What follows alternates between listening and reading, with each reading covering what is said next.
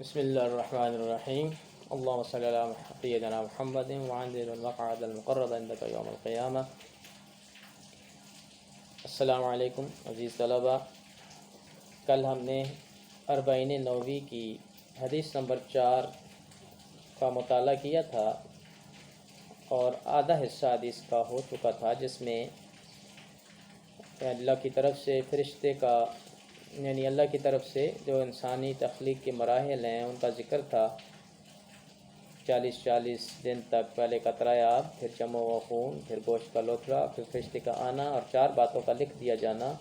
اس کا رزق، اس کی موت، اس کا عمل اور بدبخت ہے یا خوشبخت۔ اس کے بعد حدیث کے الفاظ ہیں فواللہ الذی لا الہ غیرہ۔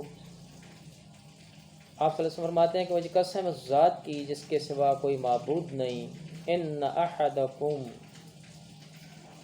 بے شک تم میں سے کوئی ایک، لا یعمل بعمل اہل الجنہ، عمل کرتا ہے اہل جنت کے سے، حتی یہاں تک کہ ما یکون بینہ و بینہا الا ذراع، یہاں تک کہ اس کے درمیان اور اس جنت کے درمیان ایک ہاتھ کا فاصلہ رہ جاتا ہے، یسبق علیہ الکتاب، پھر کتاب کا لکھا اس پر غالب آ جاتا ہے، کتاب کو لکھا، تقدیر کا لکھا،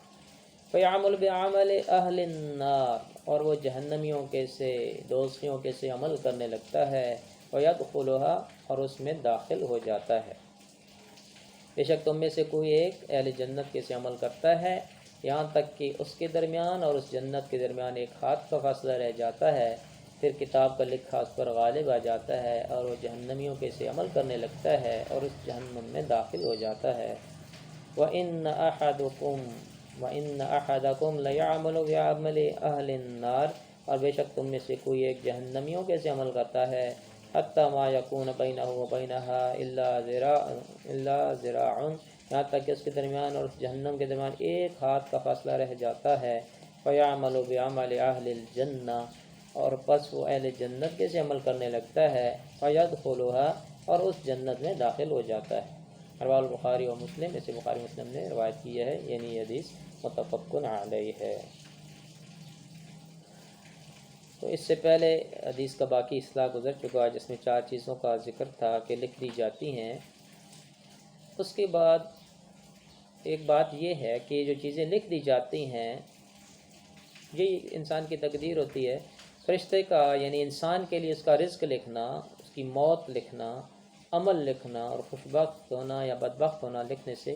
مراد کیا ہے کہ علم الہی سے وہ تمام باتیں فرشتہ کے علم میں دے دی جاتی ہیں۔ یعنی اللہ تعالیٰ کا جو علم ہے نا وہ تو ازلی ہے، شروع سے ہے، ازل سے ہے اور دائمی ہے، اور مستقبل کے علم پر بھی اسی طرح حاوی ہے جس طرح ماضی پر۔ اللہ کے لیے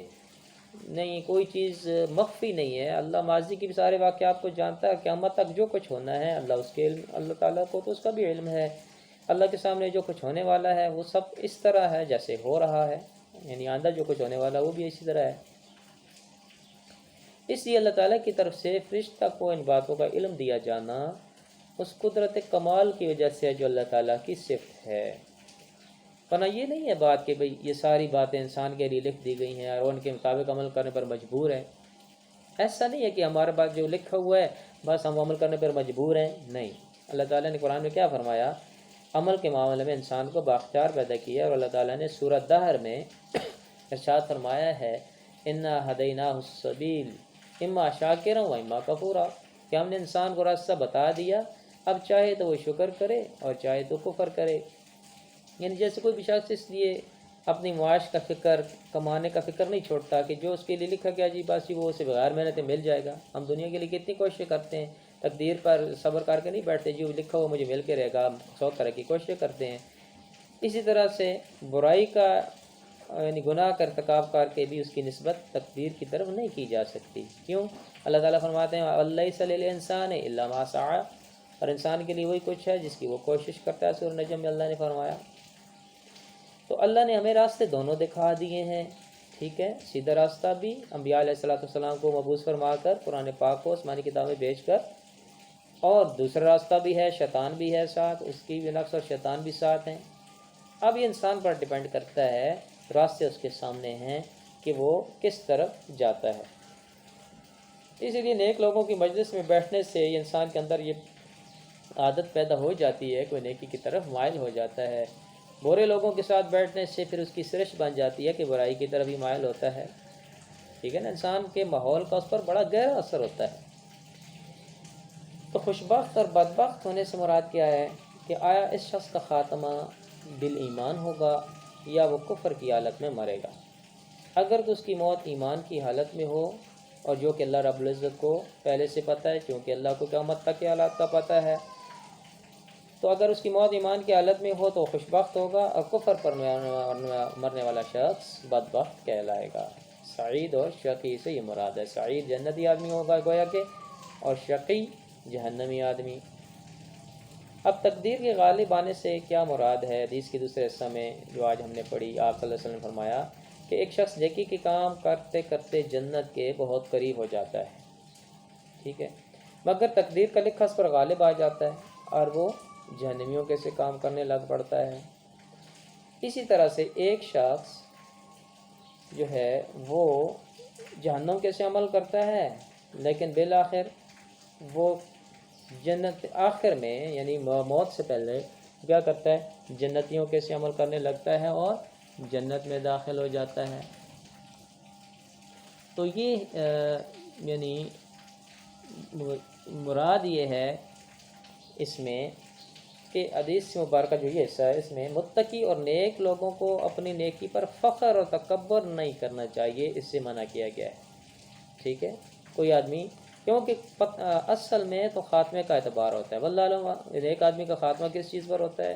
اس لیے اکثر نیک لوگ نیکی کر کے بھی استغفاری کرتے ہیں، اللہ سے خاتمہ بالایمان مانگتے ہیں، اللہ سے ڈرتے رہتے ہیں کہ نیکی کی توفیق ہے تو اللہ کی عطا ہے، اس لیے اپنا کوئی کمال نہیں ہے، اس لیے نیکی کرنے والے کو اپنی نیکیوں پر اترانا نہیں چاہیے۔ بہت ممکن ہے کہ آخر میں سے کوئی ایسا اللہ نہ کرے، کوئی ایسا کام سرزاد ہو جائے جس سے اس کے سارے اعمال ہی بیکار چلے جائیں اور جہنم کا ایندھن بن جائے۔